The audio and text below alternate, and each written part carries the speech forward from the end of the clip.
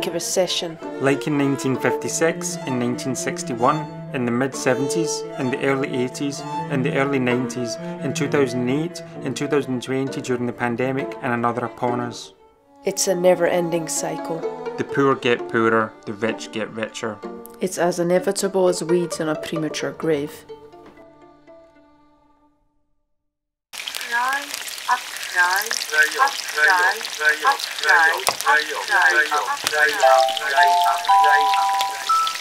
If you weren't my brother, I'd slice your nips and serve them with chips and dips.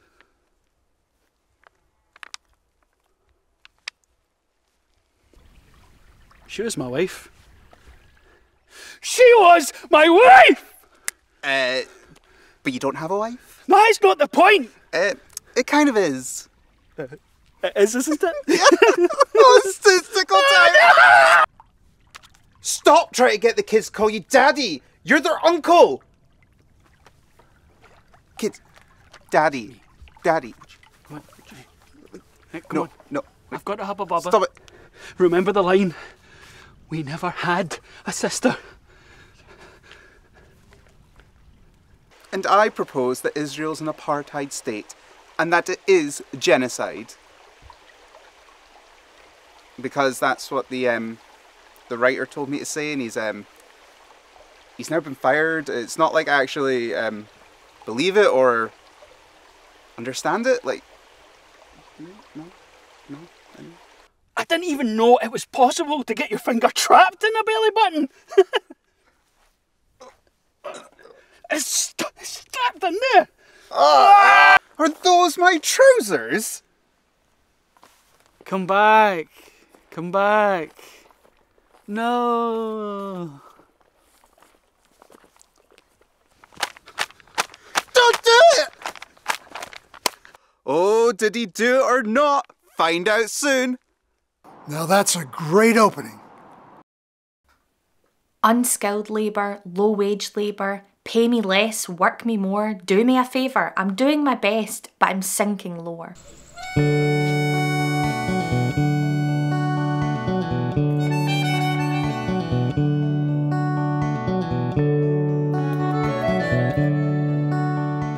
So, while the crew does some test shots, I'm gonna introduce myself to you. So, here goes nothing. My name is Dolores, not Dollars. I make films. I'm not very good at it. I'm independent, like neocolonialism. I paused for laughs. You shouldn't have laughed, it wasn't funny. And you don't know my character yet. The Hollywood manual says character jokes don't work until the audience knows and is invested in the character. Do I look investable? Pause to let you think. As it turns out, no, I'm not. No one would fund this film. My brother is an influencer on Instagram. He promotes climate-friendly projects in Saudi Arabia and a Saudi charity, Arms for the Right Arms, which offers compassionate bricks to homeless Yemeni people. I don't really like him, but this shout out means he might share this. So. We will now take our first social media break. Well, thank God for that.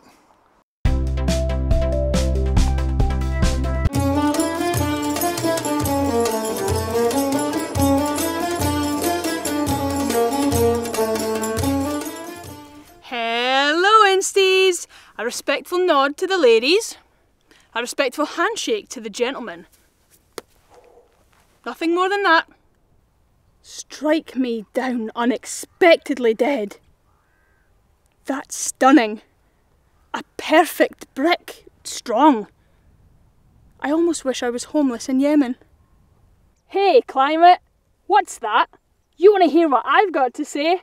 You're gonna love this. Saudi Arabian military industries. Let's get SAMI trending, folks. Hashtag Sammy is going to make its own drone. Less airplane strikes, more drone strikes. What is that equal, kids? One planet saved. Disclaimer, Yemeni kids not included.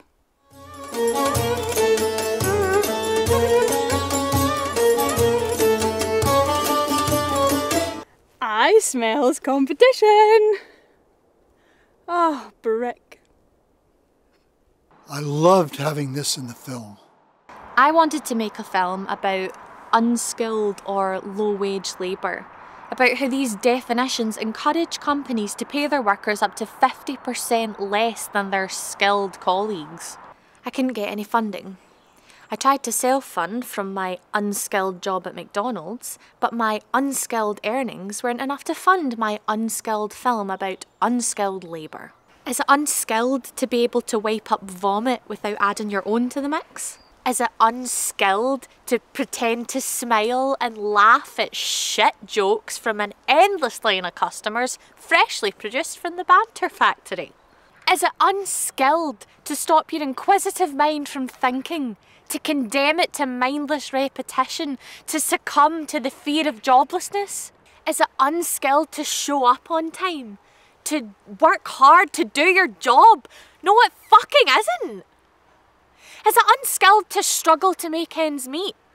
To go without food, to go without heating? This is not what I'm paying you for. And now we're in a fucking cost of living crisis. Here's an incomplete short film I made about it. We had learned the hard way. There were 103 of our boys, and in a few months they were a little better trained than the rest of them. The UK government plans to add 48 F-35B fighter jets to its military by 2025.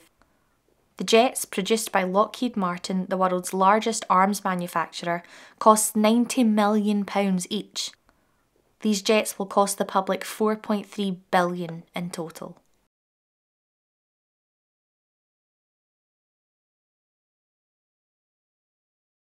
This could supply each household in the UK with 1,037 salad tomatoes. I fucking hate tomatoes. Aye, that's the stuff. 369 courgettes. I'll tell you what you can do with that fucking thing. Okay. 476 peaches. Oof, that's the stuff right there. Oh no, there's no need for that. 19 copies of Pedagogy of the Oppressed. No way. I'm done with educating myself. And then we had to stop because I ran out of money and had to eat the rest of the fruit and vegetables. I say tomato, he say tomata. Now get back to work.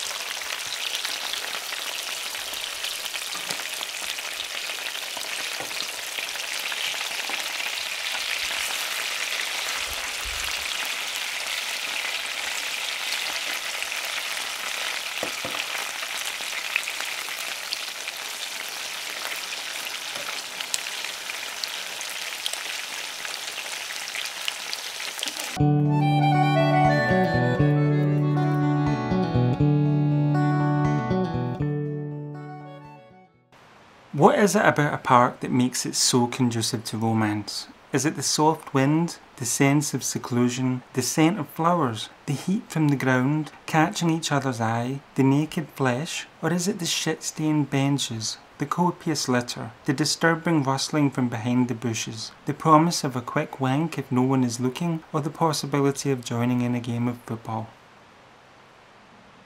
There's too much news to include in the fucking film. John Bolton admits on CNN the US planned coups while he was National Security Advisor. Janine Inez is sentenced to 10 years in prison for her role in the coup in Bolivia to oust Evo Morales. I'm really glad we did this. I'm also really glad. Well, I'm gladder. Then I'm the gladdest. Ah, well played. You may be the gladdest, but you're also the baddest. We can't afford the mortgage. Well, we can't afford to keep renting. Do we need to move somewhere else? We'd struggle there too. When I bought you these trousers, I tried to attach razor blades to the seam of the ass, so you would bleed. A lot.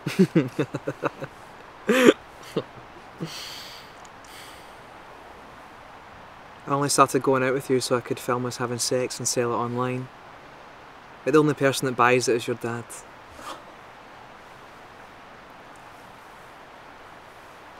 What should we do? I really don't know.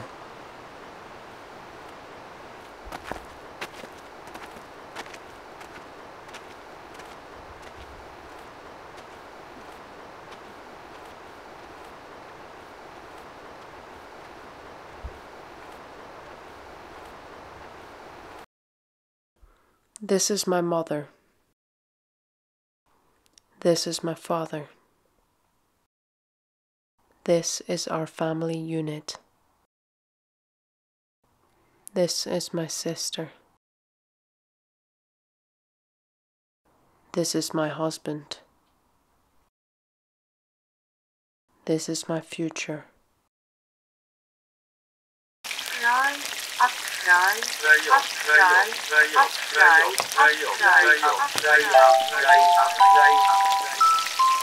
Part of the problem is that we're just so similar in every way. I mean, we look alike, we dress alike, we think alike, we even like the same stuff. And that's why opposites always attract, you know? We're always arguing, and then boom! Suddenly the cameras were rolling just as I start punching him repeatedly in the balls.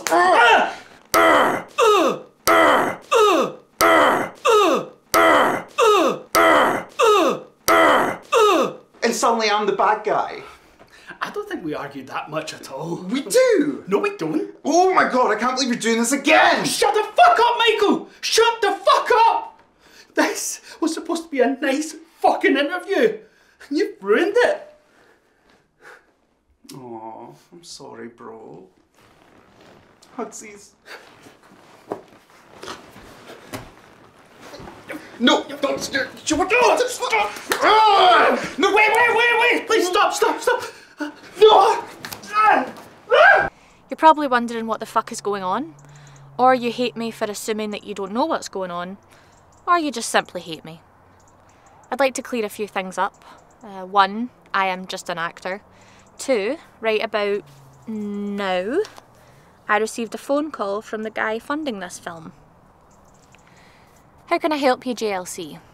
Fred Hampton, Homes in the Hamptons, Slavers, Jurassic Park, Havana Syndrome, burn their crops, poison their land. I'm Uncle Sam. I'm the man. I'm fine, thanks. How are you? You're out like Nkrumah, like Neto, like Goulart. Hey, we like Pinochet. I'll tell them you were asking for them. They're still trying to find a flat with a mortgage they can afford, but so far no luck. No, I promise I'll tell them. I hate when people don't tell the people I'm asking for that I'm asking for them. Is there anything else? I'm paying you to do a documentary on Tosh Fry, so do it. Why Tosh Fry? Because Tosh Fry is going to die. I'm genuinely asking for them, so please tell them. There's no one. I made that shite up, you know that. Am I insane to want people to see me on the street and say, that guy is totally kissable? I must kiss him, even if it kills me. Well, the cloak certainly adds sex appeal. Marvel movies, Tick-Tock, Distract, Quick Attack, Drone. Warm fuzzy feeling in the belly when Tosh Fry dies. So, Mum and Dad, what do you think of my new man? This field is owned by the Duke of Lansgate, so we better get this done quickly before he forgets that we suppressed those stories of him killing those asylum seekers. And he tries to shoot us too.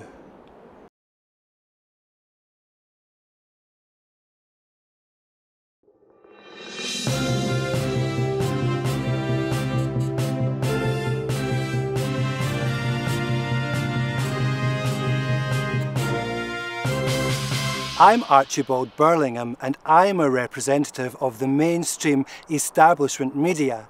This is All You Need to Know News, a streamlined, simplified, more fun version of your usual news outlets. This is all you need to know.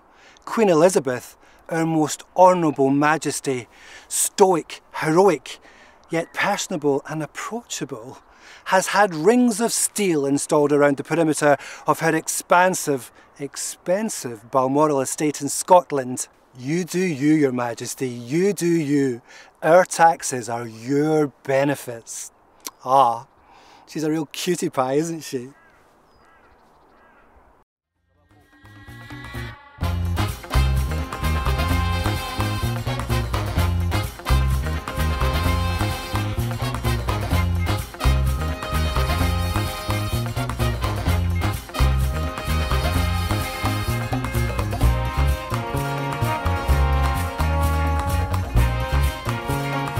Hi folks, I'm Martin McGrath and I'm standing in the general election in your constituency for this new party I've formed.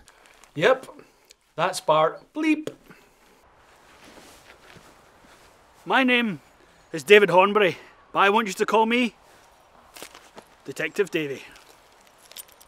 I, who single-handedly dropped all the litter you see around us. I, Mr. Litter. My name is Hamish Dick, and I make porn films. Ew, pervert, sicko! Honestly, I'm not like that. I'm not even interested in the pornography. It's the original storytelling that makes me come.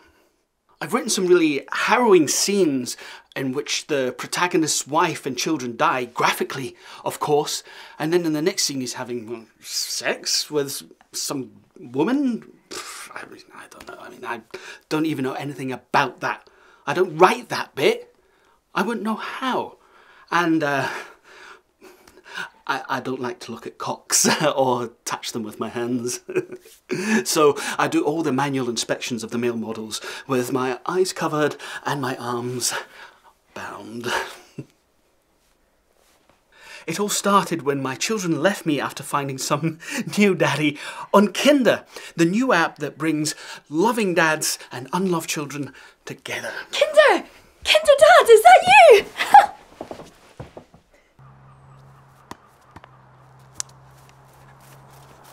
Super signing numero uno, Nicola Ronaldo Brand, kicks the ball, scored a goal. Hit the ball! Ah, it's bad dimensions! Oh. Listen, seriously, my friends, there is not enough religious bigotry in Scottish football. Huh? You have the Glasgow Rangers for the Protestants, we have Glasgow Celtic for the Catholics. Now we have the newest team, Glasgow Ranjarasa Kalatika for the Muslims, eh? Much competition. Much division. Healthy society, everybody wins, except when you play as, eh? Dad, what are you doing here? Oh, it's a goal! It's a goal! Yes! Oh, what's your name? It's Stephen, okay? Just Stephen. Plain old fucking boring Stephen. Well, plain old fucking boring Stephen's wife, it's left him. She left me for some other guy she met on a dating site. And how do I know all this, you might ask? Well, I set up a fake account on there, messaged my wife, sweet texted her, and now we're finally about to meet for the first time to escape our boring lives. She's in for a right fucking shock when she sees plain old fucking boring Stephen. Dad, I know it's you, hi!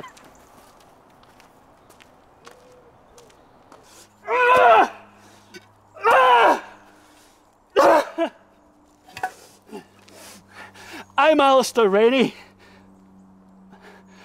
Why are we waiting until the end of the film to say my name?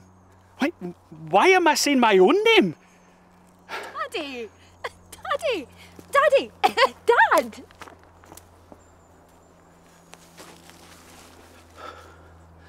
Why is this woman in every fucking scene of every fucking film we do? Yeah, no, none of those guys actually turned out to be my dad. You know, they all looked dead like him, but it wasn't him. It's okay. Oh yeah, it's fine. I'm just gonna keep looking. Be here somewhere.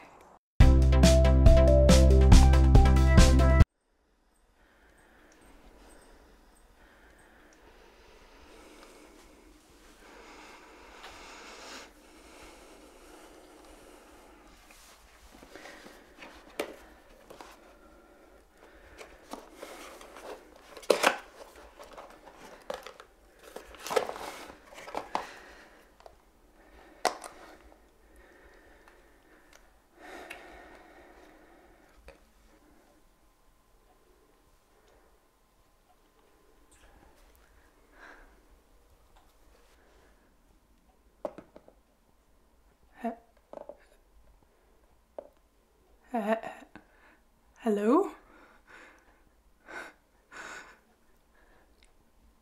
Hello?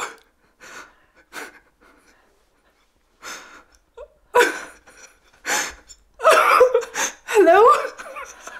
There's nothing wrong with fossil fuel extraction. I can't believe that's what I've chosen as my first words. It must be because I truly believe it is not causing catastrophic terminal damage to our planet. I can't believe this. Please. Talk to me. Tell me you love me. I want to hear you speak. I can't believe this is about to happen. With all my heart, I love you. I'm so happy for you. Oh, is that what you sound like? Oh, no, that's disgusting. Away you go. I knew they were trying to tell me something when we were getting married, but I just couldn't hear them.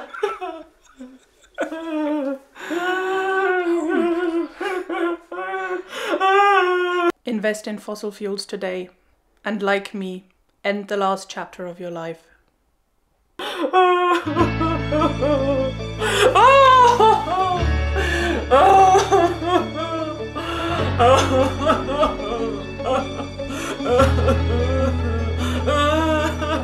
Fact.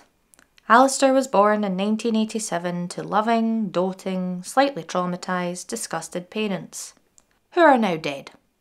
They named him Tosh Fry, a name he would later disown, claiming it didn't roll off the tongue. Tongues would prove to be a constant source of fascination for teenage Alastair, a quiet boy prone to indecipherable grunting because he liked to hold his tongue. Literally. I was an idiot boy. Trivia. Alastair was voted weirdest looking baby by psychopathic doctors and competitive parents.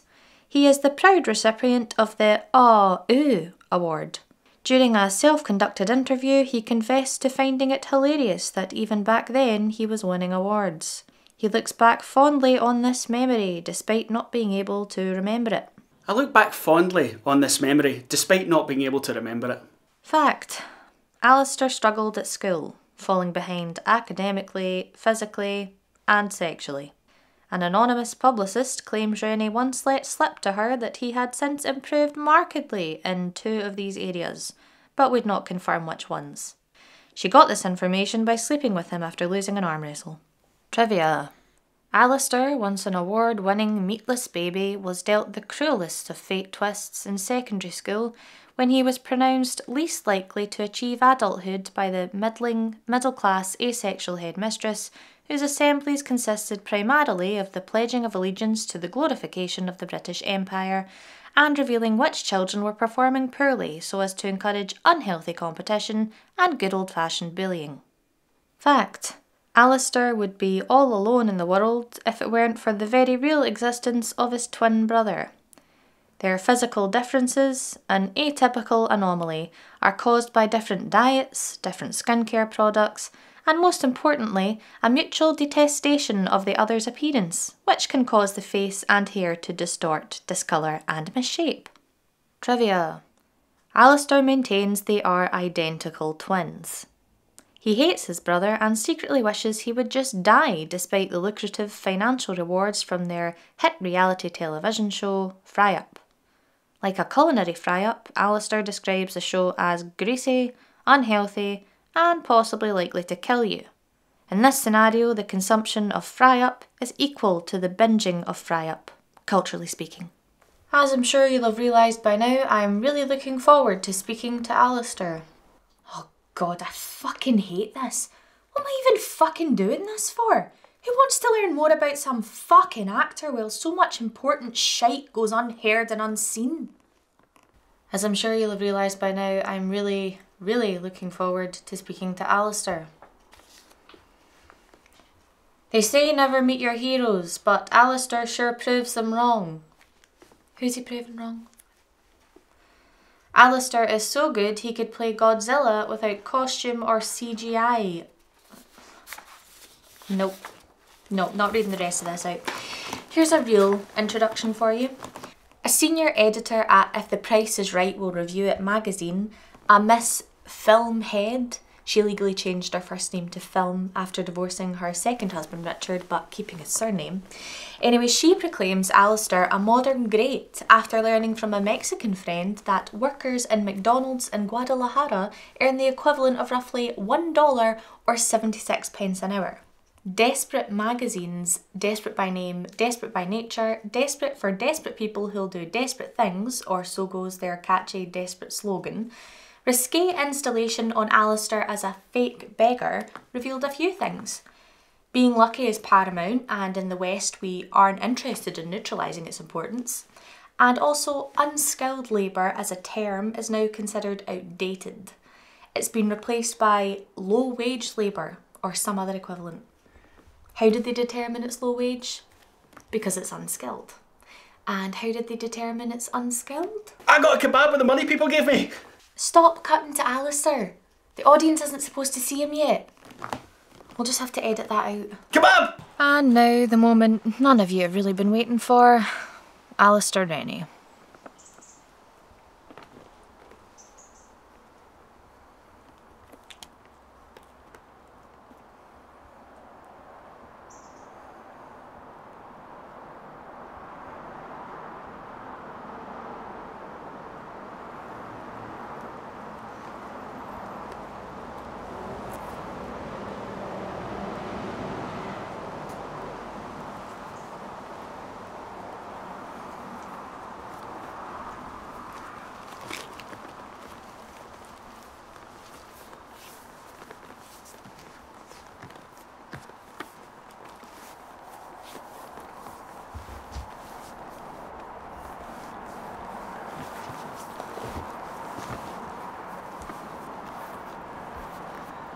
Before we begin the interview, can I just wish you all a warm welcome to my driveway.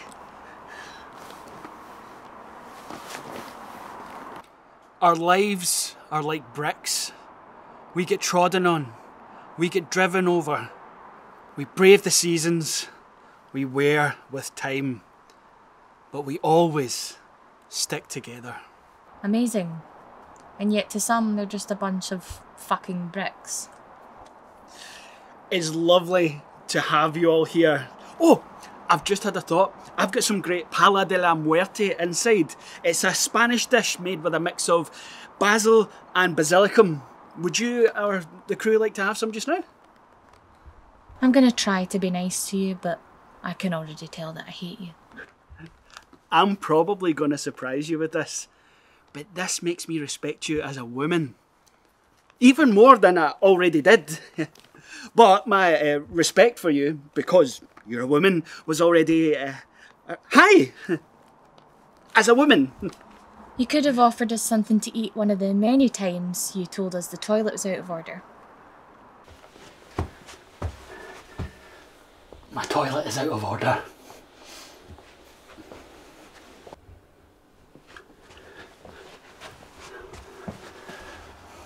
My toilet is out of order.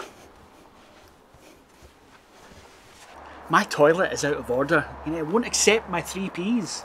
You do 3 Ps. A day, a year, at the same time. Paper, pee, poop. But not necessarily in that order. Because that would be a bit weird, eh?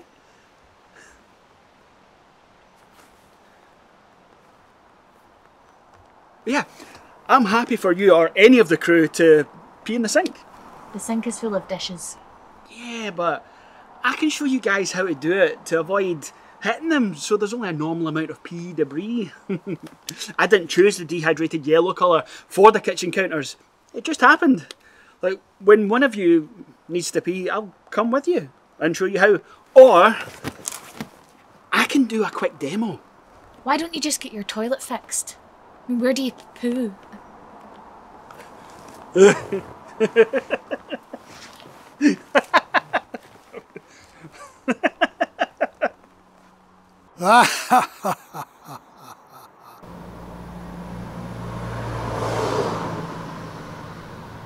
Alastair Rennie. Before we start, can I just say, my toilet is out of order?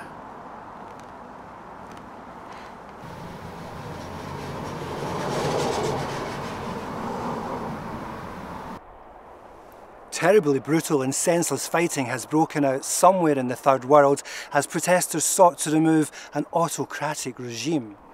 Great Britain, bastion of democratic human rights, has attempted to mediate the conflict by pledging arms and military technology to aid the necessary repression. A leading military source stresses it is the best way to achieve and promote peace in the region. Accusations of British bias are totally unfounded, according to the lovely darling sons of the almighty Crown Leader. Oh man. They were commenting from Sandhurst, Britain's most prestigious military academy, where they graduated with top marks, fit and ready to oppress. And so handsome in their uniforms, adorable, drop-dead gorgeous.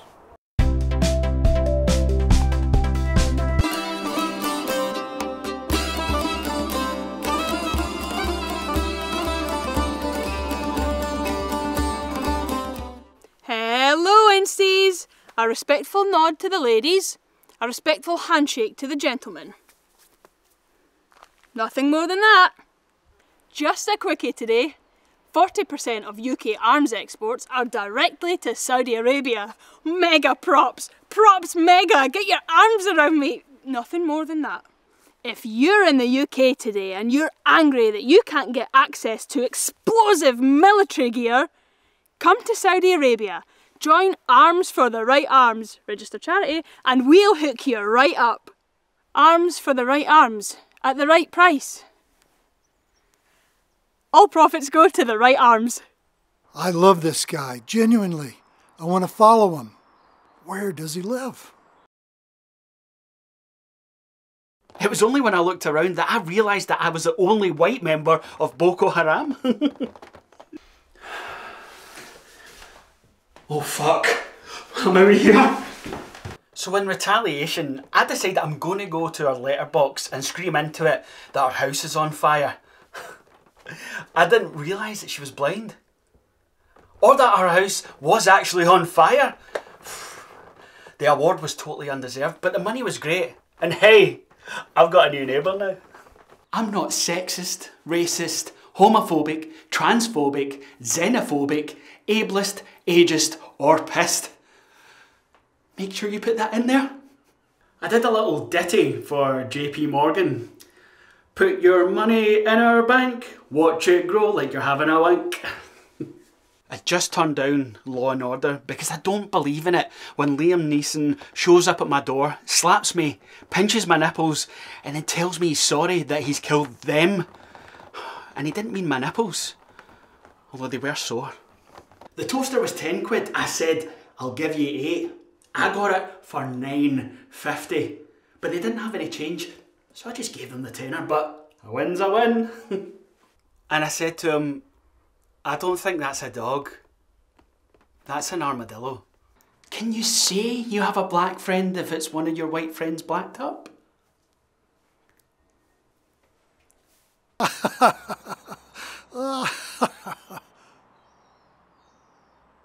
Alastair. You're very welcome. Shut up.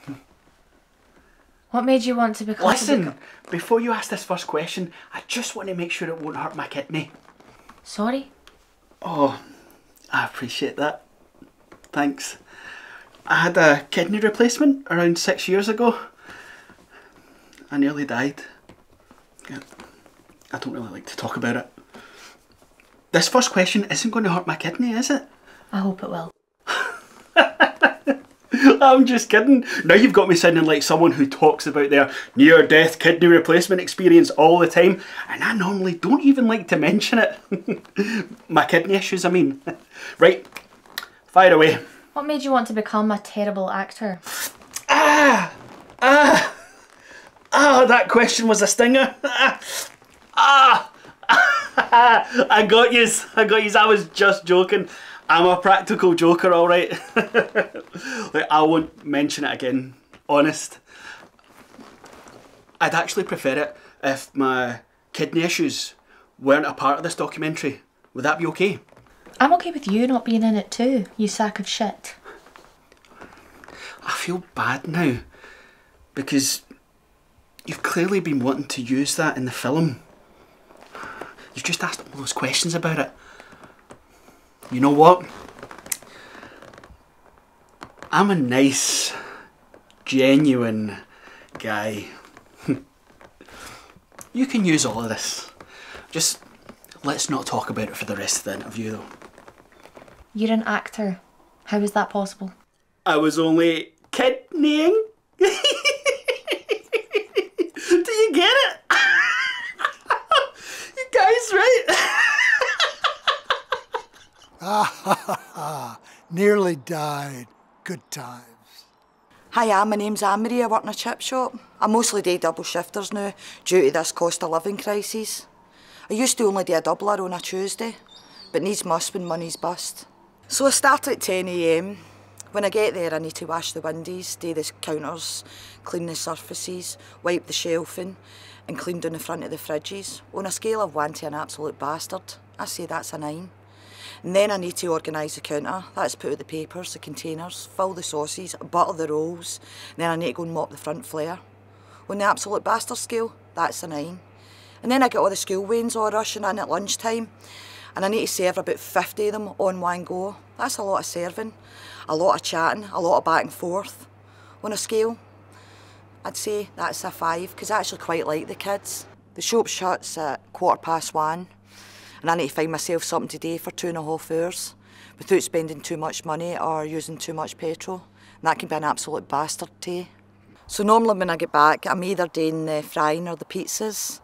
But normally I do the pizzas, so I take all the lids off the pizza fridge and then I get the cheese machine and I grate all the cheese, and then I need to wipe it all down and change the blades and then put the mushrooms through the machine and clean it all again and then put the machine away. And then I need to chop the onions, the peppers, the smoked sausage, the ham, and then I need to blend the tomatoes. All the while I'm looking for the delivery orders coming in, answering the phones. On the absolute bastard scale, that's a 9. So I start cooking the pizzas, and then I need to take the orders for the in-shop customers, have a bit of banter with the regulars, building pizza boxes, mixing the dough, answering the phone, and cleaning all my corner. And that's about a 5 on the absolute bastard scale. And then we do the shutdown. That means that I need to clean all my pizza corner, wash the dough ball, clean all the boards, clean the range, brush the flare, help dry the dishes, put all the utensils away, and then it's time for me to get home. I'm usually knackered by that point. That is an absolute bastard.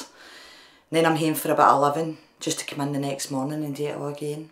I'm feeding a lot of people and not getting paid very much money for it. No like they fancy big chefs in the Michelin star restaurants anyhow. They can't be feeding very many people the way the money is. And I think that's an absolute bastard. Here, why don't you give me a wee role in this wee film that you're making? Because I reckon I'm a fucking star, by the way.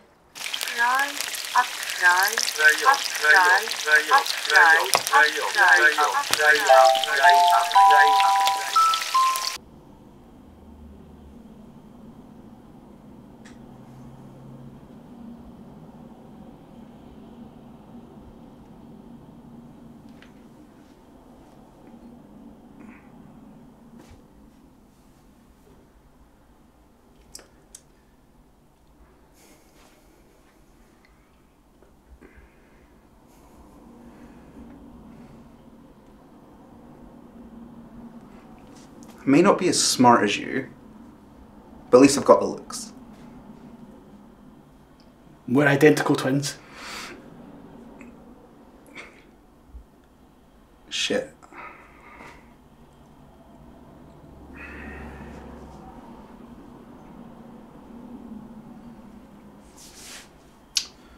So, is that chill? I don't think so. I saw that picture you drew on the fridge. It was alright. That wasn't me. Cool.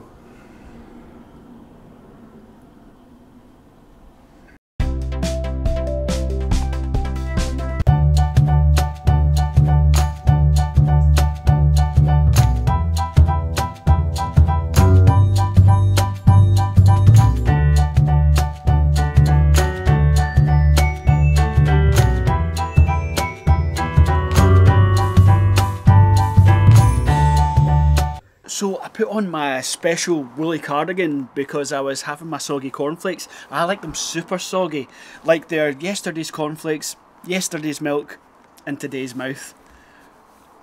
Wait, what were you asking me about? How did your mum and dad die? It's a long story. 9/11. They died in 9/11. No, the war in Iraq. They fought in Iraq. No. For a while before we invaded them, there were stories in the press like Saddam Hussein was planning to start a humanitarian crisis amongst his own people. Something that we would never have done to them, by the way. And then how Saddam was refusing to distinguish between dwarfs and children for his sordid sex games. Sorry everyone, under serious duress, waterboarding, we were forced to remove the sound of this shot in which we joked about Prince, now King Charles, accepting large cash donations from the brothers of Osama bin Laden. All this information is now redacted.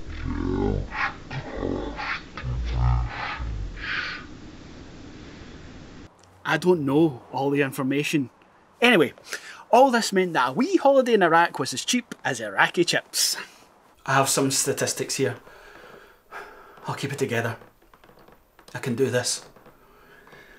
It is estimated between the start of the war and 2015, the US spent $819 billion on war costs in Iraq.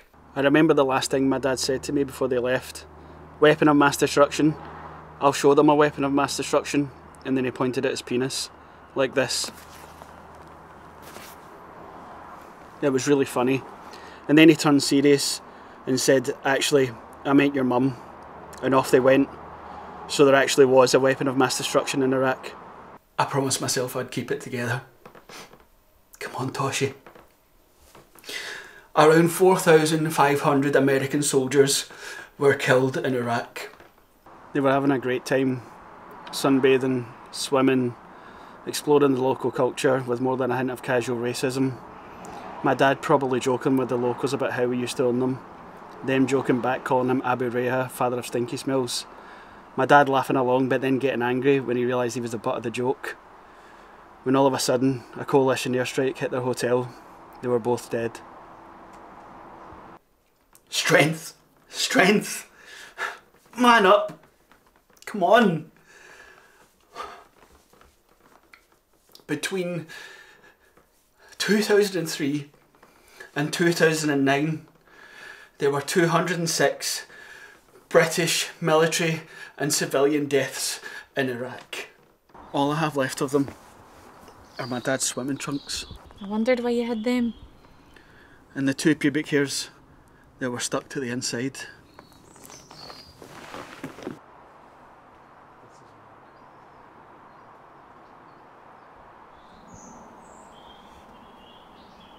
Here they are. Would you like to hold them? Oh, it would be a dream come true. Oh, I'm better. I'm better. Honestly, I'm good now. To date, there have been over 200,000 documented Iraqi civilian deaths.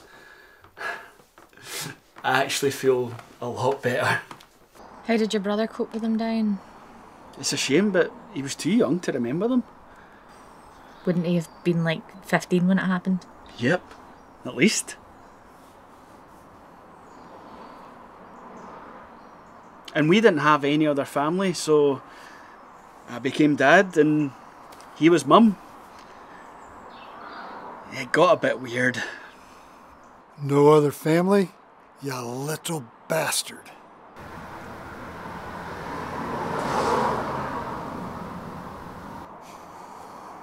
What a great question. I'd have to say no.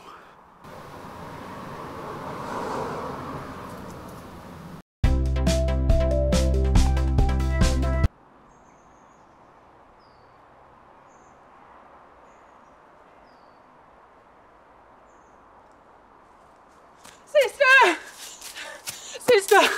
Gran's dead! The dementia got her head! Now she's dead! In bed!